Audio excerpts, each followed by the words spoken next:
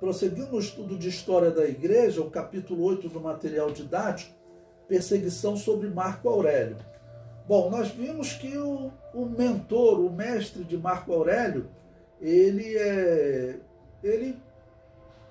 teve uma fonte, alguém contou para ele que os cristãos sacrificavam crianças.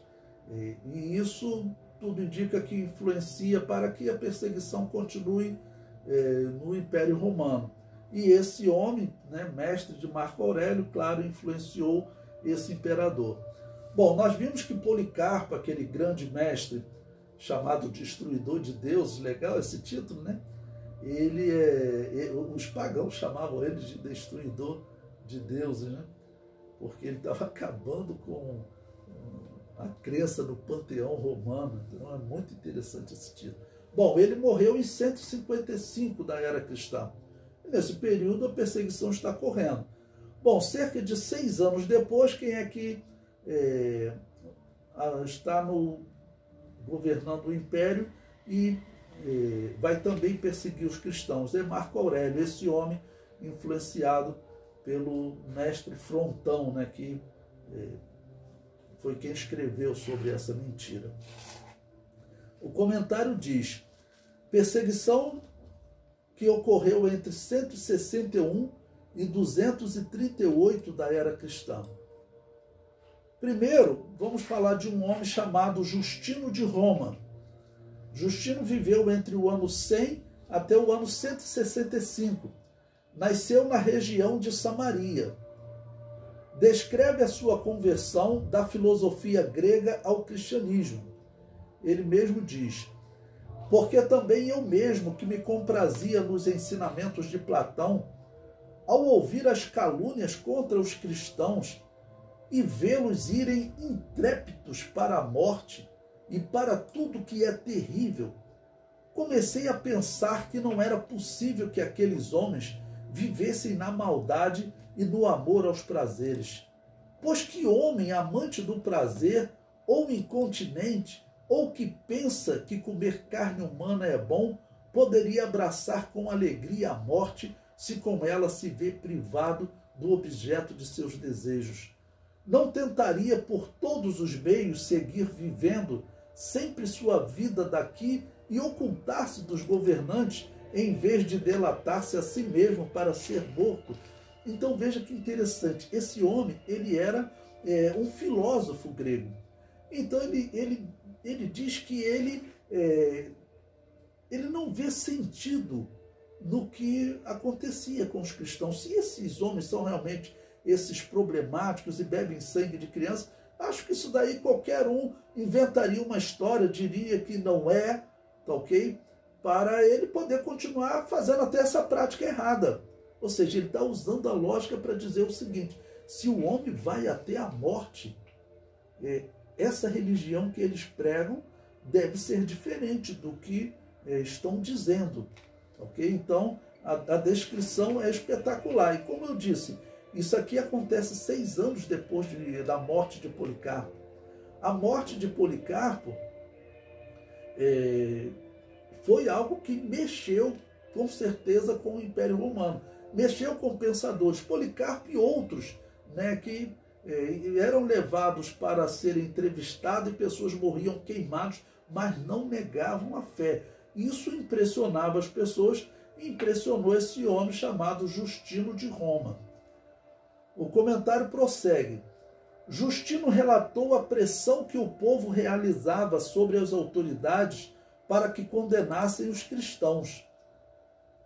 Ou seja, esse povo, né, eu acredito que provavelmente era um povo parecido com o que aconteceu com Jesus.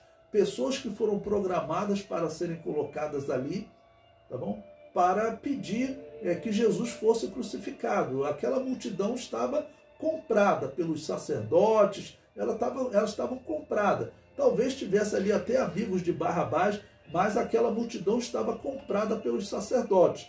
E provavelmente os sacerdotes compraram mesmo os amigos de Barrabás, porque Barrabás seria como um guerrilheiro, né, lutando pela causa judaica contra os romanos, guerrilheiro não no sentido também pejorativo, porque ele estava defendendo o que ele acreditava ser a sobrevivência da religião judaica. Então, tinham que fazer isso, né? Aqueles que faziam guerrilha, claro, contra Roma. Então, esse povo aqui, eu desconfio também desse povo fazendo essa cobrança, né, para que os cristãos fossem mortos.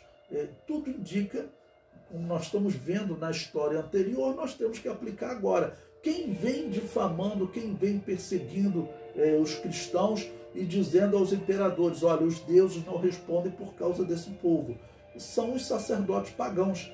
Então, é bem provável que eles tenham movimentado para que houvesse uma cobrança do povo em relação ao império, porque os imperadores diziam, olha, todo o povo está vendo, realmente eles são um problema, se tem alguma doença o povo cobra ainda mais. Isso provavelmente é influência dos sacerdotes pagãos. O comentário prossegue. O romano que denunciava, né? Eu tenho um cristão aqui perto da minha casa, aquele que denunciava um cristão, ele tomava posse dos seus bens. É interessante que o mesmo será colocado na Inquisição Católica. Quando a Inquisição Católica, nos anos 1200, começar a perseguir a uma igreja, que a Igreja Católica chama de valdenses, na verdade nunca existiram os valdenses, é que teve um homem lá chamado Pedro Valdo.